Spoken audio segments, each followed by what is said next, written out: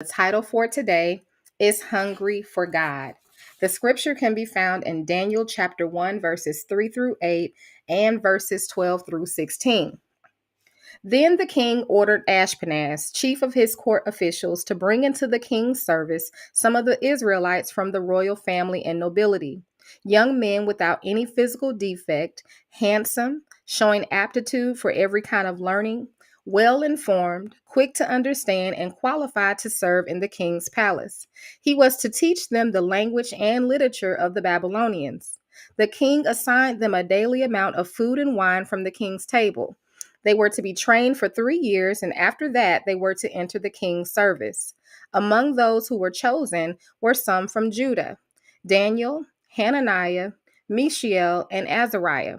The chief official gave them new names: to Daniel, the name Belshazzar; to Hananiah, Shadrach; to Mishael, Meshach; and to Azariah, Abednego. But Daniel resolved not to defile himself with the royal food and wine, and he asked the chief official for permission not to defile himself this way. "Please test your servants for 10 days. Give us nothing but vegetables to eat and water to drink. Then compare our appearance with that of the young men who eat the royal food, and treat your servants in accordance with what you see." So he agreed to this and tested them for 10 days. At the end of the 10 days, they looked healthier and better nourished than any of the young men who ate the royal food. So the guard took away their choice food and the wine they were to drink and gave them vegetables instead. Again, that's Daniel chapter 1, verses 3 through 8 and verses 12 through 16. Your country is invaded. You are separated from your family and taken to the enemy's city, where you are forced into their way of life and out of yours. This is the life of Daniel. Daniel was taken captive as a young man, probably not yet a teenager, during the first Babylonian invasion of the nation of Israel in 605 BC. He and his three friends, Hananiah, Mishael, and Azariah, better known by their Babylonian names, Shadrach, Meshach, and Abednego, had to make critical life-altering decisions while far away from their family and spiritual support system. Would they stay faithful to God's laws and their culture, or would they be assimilated into Babylonian culture? The book of Daniel shows us what it's like to be faithful to Christ as our culture becomes more and more anti-Christian. There is little doubt the West is increasingly post-Christian, with our culture moving increasingly away from the values of our forefathers and mothers.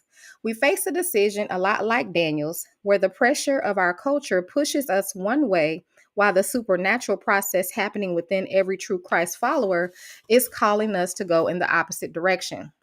When we bend to pressure around us, our spiritual life suffers. But when we choose to remain faithful to God despite the pressure against us, we find a unique opportunity to shine brightly to a dark and hurting world. We can be in it, not of it, and remain faithful to it. We can be in the culture and shining brightly, but not belong to the culture, causing us to lose our brightness. We can stay faithful to the right things, our faith, our commitment, and our calling to shine. Daniel chose to remain faithful to God, and we can too. When we do, we will see God's transformation process at work, producing things like love, joy, peace, patience, kindness, goodness, and self control in us. True hunger. What was the key for Daniel and his friends? How did Daniel stay focused on the right things no matter what? How can our lives reflect the same courage, faith, and devotion that Daniel consistently displayed? The answer to all of those questions is the same: fasting and prayer. We feel like fasting would leave us empty, hungry for food. But the truth is that we are already empty before we start fasting. We are often desperate for a change because of our own inadequacy, failure, and need. In fact, one of the biblical words for fasting literally means one who is empty. Without God filling us, we will stay empty. Daniel's desperation for God in a foreign land led him to forsake the choice foods at the king's table and instead eat only the most basic of foods. But in passing up the good foods, he opened himself to being filled with the best. After 40 days in the wilderness, Jesus answered Satan's temptation to turn stones into bread with this quote: "It is written, man shall not live on bread alone, but on every word that comes from the mouth of God." Matthew chapter 4, verse 4. We need more than just physical food, and a fast is the perfect opportunity to remind ourselves of that. If we are desperate, if we are hungry with the desire that food doesn't satisfy, it is time to be filled another way. Most of us will never find ourselves in exile in our enemy's land like Daniel, or tempted by the devil after 40 days in the wilderness like Jesus. We may, however, find ourselves being tempted by the devil on a consistent or sporadic basis in various areas of our lives. Sometimes I think we give the enemy too much credit.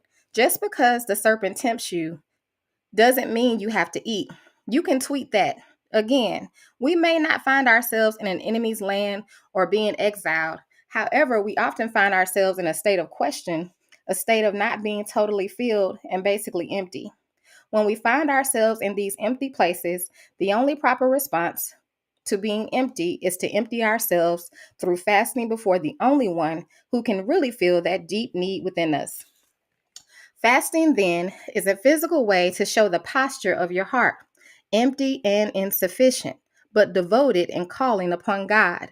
Some of you may feel full at the moment, and fasting is the way to make that fullness, to take that fullness to a state of overflow.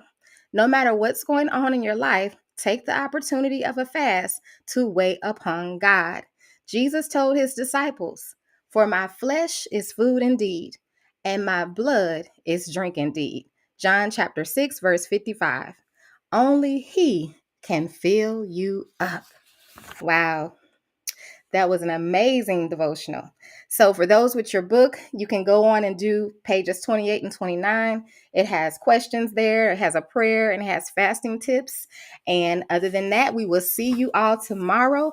I hope you have a great, successful day. And